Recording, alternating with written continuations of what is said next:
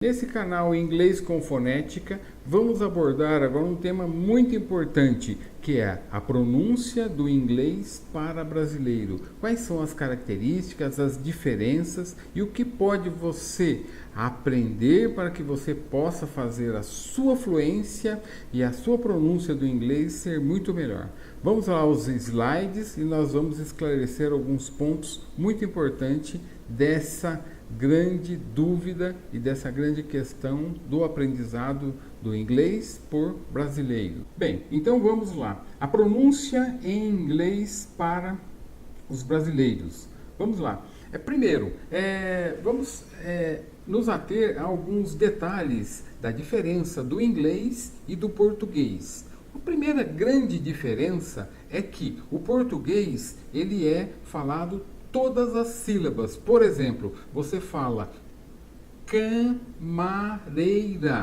você fala português, você fala cinema, sanduíche, ou seja, você fala todas as letras. E já no inglês não, eles falam que eles economizam a fala. Então você tem palavras com significados diferentes e com uma pronúncia diferente do que aquilo que está escrito. Essa é a grande diferença entre o inglês e o português.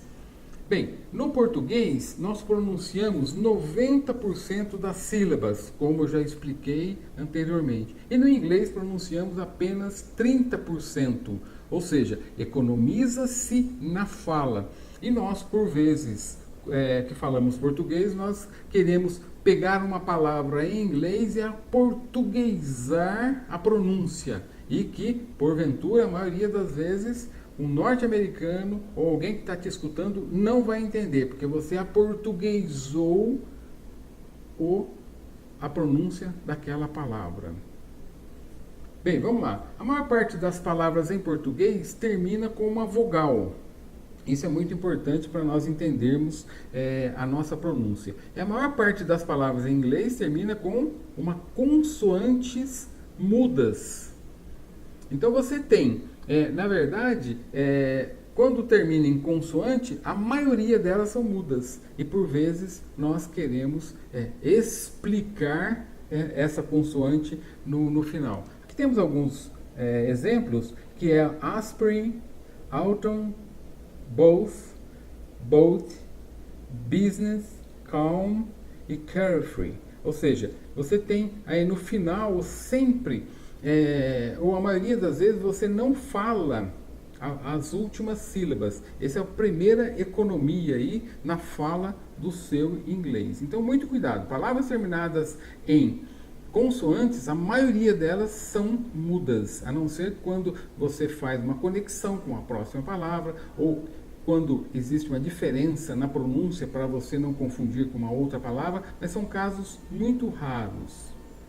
Nós temos aí no final, olha aqui, tem uma lista das letras silent letter in English, as letras silenciosas do B.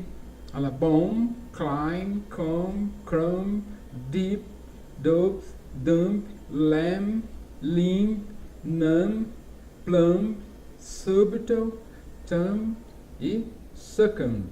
Ou seja, você não fala a B no final. O T é o butcher, castle, chrisman, fasten, huston, listen, match, Margaret, nestles, often, hushing, wishing, soften, watching.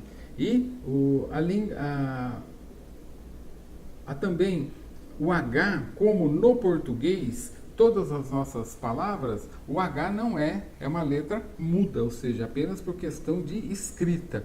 Então você tem também no inglês algumas palavras que você não fala o H e tem algumas que você fala o H com o som de R, né? Então aqui nós temos o gosh, honest, hour, mechanic, husting, school, scam, what, when, where, whether, while, writing e why.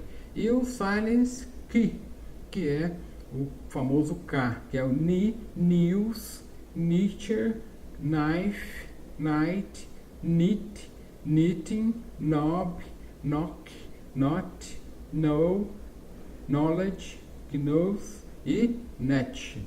E a letra silenciosa, o W, né? O W também, eles têm aí muitas palavras, em algumas, ou poucas palavras que é falado o W, né? Que é o answer, word, to, hold, wart, wop, wrist, wrinkle, wretch, ring, rink, wrestle, writing e wriggle. Ou seja, você tem várias palavras que são silenciosas. Essa é apenas algumas, tem uma imensidão aí de palavras. Então, as palavras terminadas em ED também, um dos maiores erros mais recorrentes entre os brasileiros é pronunciar todas as letras do ED no verbo no passado. E a maioria deles não são pronunciados. Você fica no contexto da frase, porém não são pronunciados. Na realidade, quando juntamos o ED, a palavra não ganha uma sílaba a mais, mas sim apenas um D mudo no final, que é, por exemplo, played, lived, worked, deve ser pronunciado apenas o played, lived, worked. Ou seja, você não pronuncia o E fica mudo. Então, esse também é um detalhe interessante na pronúncia do seu inglês. As palavras terminadas em ing também, elas têm uma característica, que são os gerundos dos verbos. Em geral, ganham ing no final das palavras. Embora esse G esteja lá, ele nunca será pronunciado. Olha para você ver. O doing, ou seja, é o doing, não doing. O talking, o waiting. Ou seja, o G no final não é pronunciado. Atenção, nem todas as palavras terminadas em ing têm o G no final mudo. Um bom exemplo é o king, ou seja, onde o G deve ser pronunciado, pois é uma palavra diferente, não é uma palavra do gerúndio no inglês, né? Então tenha cuidado para juntar uma sílaba a mais, ou seja, você não querer falar esse G do final das palavras ing. Então, lógico que todas as regras têm exceção. Nesse caso do king, você fala o G no final. Aí tem o temido TH. O maior desafio dos brasileiros enfrentam quando eles estão aprendendo uma língua é encarar os sons que não existem no português, que é o famoso thing, ou seja, é um TH soprado. Você põe a língua entre os dentes, ligeiramente afora, e thing. Ou seja, esse é o temido TH, que nós não temos sons semelhantes no português. O H mudo ou o H pronunciado. Aqui temos uma explicação, né? O H em português sempre é pronunciado de uma forma muda, salvo o LH e o NH. Isso faz que os brasileiros esqueçam que a letra existe na hora de falar em inglês. Por isso, o problema fica ainda mais porque a língua inglesa tem dois tipos de H, o H mudo e o pronunciado. E não existe uma regra quando é pronunciado ou quando ele é mudo. Você tem que decorar e conhecer as palavras. Uma boa notícia é que o H não é mais difícil de reproduzir. E o número de palavras com H pronunciado é muito maior do que as palavras onde ele é mudo. Quando pronunciado, esse equivale a 2 R's no português. Ou seja, o som RR da palavra carro é exatamente que é usado na palavra rap. Ou seja, o H ele tem o som de 2 R's do português. Veja aí alguns exemplos do H pronunciado. É house, her, ring, home, habit, honey, hide, hospital, hero, hair, half, hand. Agora uma lista de palavras onde o H é mudo. Honest, honor, our, heard. Ou seja, quando ele é pronunciado no som de 2 R's do português. Então isso é muito importante também você ter em mente e conhecer. Bem, aí ao final apenas uma dica aí para você de algumas palavras de pronúncia do inglês e o português. E uma coisa que sempre destacamos é que a importância de você entender a fonética do inglês, ou seja, são os sons da língua inglesa. Veja que eu sempre gosto de falar o inglês versus português, ou seja, são coisas diferentes, são línguas, sotaques, tem pronúncias diferentes, e no inglês com fonética você aprende e entende exatamente isso.